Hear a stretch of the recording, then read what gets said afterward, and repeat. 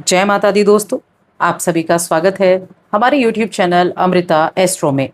17 अगस्त से 23 अगस्त तक का ये सप्ताह तुला राशि के लोगों के लिए कैसा रहेगा, चलिए विस्तार से जानते हैं। देखिए, जिस दिन से ये सप्ताह शुरू हो रहा है उसी दिन ग्रहों के राजा सूर्य का राशि परिवर्तन है। सूर्य देव 12 महीने के बाद अपनी राशि सिंह राशि में प्रवेश करने वाले हैं और सूर्य का अपने घर में जाना एक बलशाली चीज यानी बलशाली प्रभाव को बताता है। यहाँ पर केतु भी बैठे हुए हैं तो केतु के साथ सूर्य की युति हो जाएगी। बाकी ग्रहों की स्थिति देखें तो 20 अगस्त को शनि रेवती नक्षत्र में प्रवेश करेंगे और 22 अगस्त को बुध सिंह राशि में आ जाएंगे। तो सिंह राशि में बुधादित्य योग भी बन जाएगा सूर्य और बुध की युति से।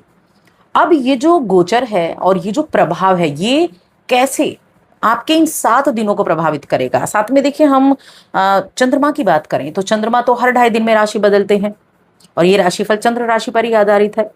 तो सभी चीजें कैसे आपको प्रभावित करेंगी, कैसे ये महीना आपको विशेष बनाने वाला है, चलिए विस्तार से जान लेते हैं। आगे बढ़ने से पहले एक छोटा सा निवेदन, चैनल पर पहली बार आए हैं, अभी तक चैनल को सब्सक्राइब नहीं किया है तो जरूर कर लें।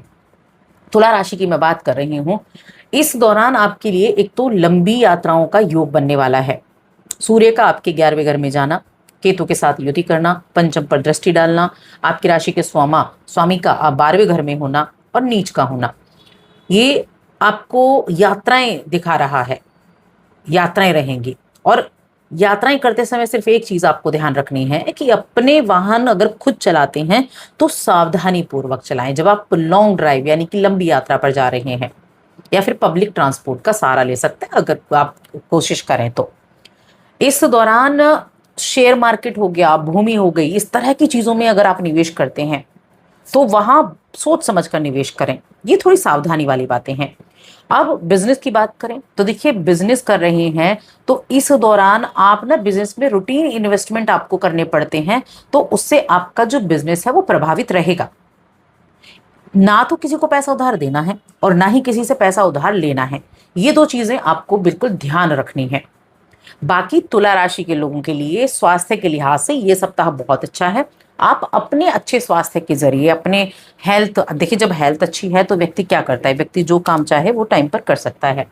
तो आपकी हेल्थ अच्छी रहेगी, आप अपने परिवार वालों के का भी खूब ख्याल रखेंगे और आपके परिवार में आपकी साख भी बढ़ेगी, परिवार के लोगों के साथ अच्छा उठ बैठ रहेगा, अच्छा सम्मान की प्राप्ति भी आपके लिए रहेगी। तो इस दौरान साथ में गुरु बृहस्पति की हम बात करें, अब गुरु बृहस्पति तो देखिए उदय हो चुके हैं, आपके 10वें भाव में बैठे हैं। तो इसलिए मैंने कहा था, देखिए 10वें भाव में बैठे हैं, गुरु 10वें में बहुत अच्छे नहीं होते, लेकिन हाँ जहां दृष्टि डाल रहे हैं वहां बहुत अच्छे होते हैं। तो पैसे का लेन देन तो ना करें। लेन देन कैसा, उधार देना और उधार लेना, बाकी आपको इन्वेस्ट करना है, ऐसे चीजें आप कर सकते हैं। और एक चीज और है कि इस दौरान जो सूर्य का गोचर है वो 11वें घर में है। 11वें घर में सूर्य आपको मल्टीपल सोर्सेज के जरूर देने वाले हैं कि मल्टीपल सोर्सेज से आपको पैसा प्राप्त होगा, सरकार से जुड़ी हुई योजनाओं से आपको पैसा प्राप्त होगा, ये चीजें आपको दे रहे हैं। इसके अलावा थोड़े से लालच भी मन में रह सकते हैं कि आप लालची बन जाएं। पंचम भाव में कौन बैठा है, राहु बैठे हैं, तो दृष्टि भी है। तो लालच में नहीं आना है, गैर कानूनी कामों में नहीं पड़ना है, क्योंकि लालच आपको गैर कानूनी कार्यों में लिप्त करा सकता है, तो वहां ध्यान रखना है। अगर इन चीजों का आपने ध्यान रख लिया तो आप अपने लिए बहुत अच्छे रिजल्ट बना सकते हैं, यानी बहुत अच्छे रिजल्ट आपको देखने को मिल सकते हैं। कार्य क्षेत्र में तरक्की भी होगी, सहयोग भी मिलेगा और सम्मान भी आपको प्राप्त होगा। शुरुआत में आपको लगेगा कि कुछ ना परिवार के बीच में थोड़ा मतभेद हो रहे हैं छोटे मोटे, लेकिन जब आप पेशेंस के साथ काम करेंगे, थोड़ी समझदारी भी दिखाएंगे, तो अपने रिश्तों में एक बार फिर से मधुरता लेकर आ जाएंगे।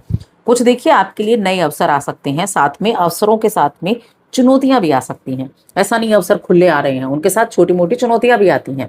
तो ये मिश्रण आता है। अब मिश्रण आएगा तो क्या होगा, उसको संतुलित आप करेंगे कि कैसे उन अवसरों को लेना है और छोटी मोटी चुनौतियां जो हैं उनको कैसे पार करना है।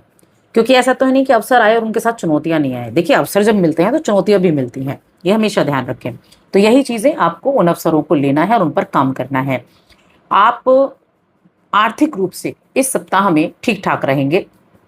ऐसा नहीं कि कोई आपको कोई बहुत नुकसान होने वाला है, ऐसा कुछ है। आर्थिक रूप से आप सामान्य रहेंगे और जो आपने पहले कुछ इन्वेस्टमेंट किए हुए हैं ना, उनसे आपको काफी राहत भी मिलने वाली है, यानी किए गए निवेश से राहत मिलने का योग भी है। और इसी के जरिए आप कुछ नई संपत्ति खरीदने पर भी विचार कर सकते हैं। लेकिन जैसा कि मैंने शुरू में कहा, इन्वेस्टमेंट करें लेकिन समझदारी से करें, ठीक है, और किसी ऐसी संपत्ति में ना पड़े जिस पर पहले से ही कोई केस वगैरह चल रहा हो। तो बस हर कदम सोच समझ कर उठाना है, बाकी रिजल्ट पॉजिटिव मिलेंगे। ट्रैवल की मैंने बात की, थोड़ा ध्यान रखना है। और अगर आप परिवार के साथ कुछ ट्रैवल कर रहे हैं तो वो आपके जीवन में नई ताजगी लेकर आएगा। समाज में आपका व्यवहार अच्छा रहेगा, आपके अच्छे व्यवहार की सराहना होगी। अब अगर मैं स्टूडेंट्स की बात करूं तो देखिए, स्टूडेंट्स अपने समय का सदुपयोग करेंगे, ठीक है, और इस सप्ताह में कुछ ऐसा भी रहेगा कि आप किसी विपरीत लिंगी व्यक्ति के प्रति आकर्षित महसूस करें। अब जब आकर्षण होगा तो आप चीज़ों को थोड़ा सा अवॉइड करना शुरू कर देंगे, अपनी एजुकेशन हो गई या आप जो भी कर रहे हैं उसको अवॉइड करना शुरू कर देंगे। तो ये नहीं करना है, सबसे पहले अपनी शिक्षा पर ध्यान देना है, बाद में बाकी चीज़ों को। यानी कि किसी भी चीज़ को ना, किसी भी चीज़ के प्रति इतना समर्पित नहीं होना है कि आप अपने जो कार्य हैं, जो आपकी ज़रूरतमंद चीज़ें हैं, जो आपके लिए इंपॉर्टेंट है, उनको आप छोड़ दें। ज्यादातर समय उसी के बारे में सोचकर आप बर्बाद कर दें, ये नहीं करना है। अपनी भावनाओं पर नियंत्रण रखना है।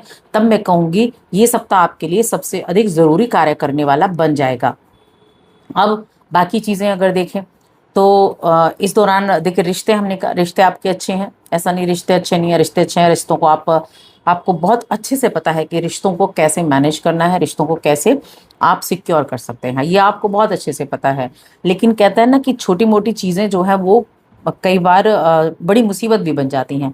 आपकी राशि के स्वामी का 12वें घर में बैठना, जिसको हम मोक्ष का भी कहते हैं, खर्चे का भी कहते हैं, और साथ में विदेश का भी कहते हैं। तो कुछ खर्चे तो दिख रहे हैं कि खर्चों पर अगर आपने अंकुश नहीं लगाया तो वो आपको थोड़ा दिक्कत दे सकते हैं। लेकिन साथ ही सूर्य का आपके 11वें घर में आना आपको अच्छे रिजल्ट दिलाएगा। चंद्रमा की जो स्थिति पूरे सप्ताह में रहने वाली है, क्योंकि चंद्रमा आपके 10वें घर के स्वामी है, तो कार्यक्षेत्र की स्थिति बदलती रहेगी। बिजनेस में देखें तो बिजनेस में देखिए, मैंने कहा कि इन्वेस्टमेंट, बड़े इन्वेस्टमेंट कर रहे हैं ना, तो सोच विचार कर इन्वेस्टमेंट आपको करना होगा। क्योंकि कहीं ना कहीं मन में उतावलापन और जल्दी कमाने की इच्छा गलत इन्वेस्टमेंट करा सकती है, तो वहां आपको ध्यान देने की जरूरत हो जाती है। अब देखिए, सूर्य का जो गोचर है और बहुत कुछ आपके जीवन में 1 महीने में लेकर आने वाला है। इसके ऊपर मैंने वीडियो ऑलरेडी बना दी है तुला राशि के लोगों के लिए। आप मेरे चैनल पर जाकर विस्तार से देख सकते हैं कि क्या चीजें अच्छी हैं और किन चीजों में सावधानी है और क्या उपाय आपको करने हैं। बाकी इस सप्ताह में ये सारी चीजें रहेंगी। और इसी दौरान हेल्थ को अगर देखें तो हेल्थ के लिए ठीक ठाक है, हेल्थ में ऐसा दिक्कत नहीं है। हाँ, बस ट्रैवल करते हैं तो आपको थोड़ा सा ध्यान रखने की आवश्यकता है। उपाय क्या कर सकते हैं, तो उपाय के तौर पर माँ लक्ष्मी की आराधना ये आप कर सकते हैं, दुर्गा सप्तशती का पाठ आप कर सकते हैं। बस आज की इस वीडियो में इतना ही।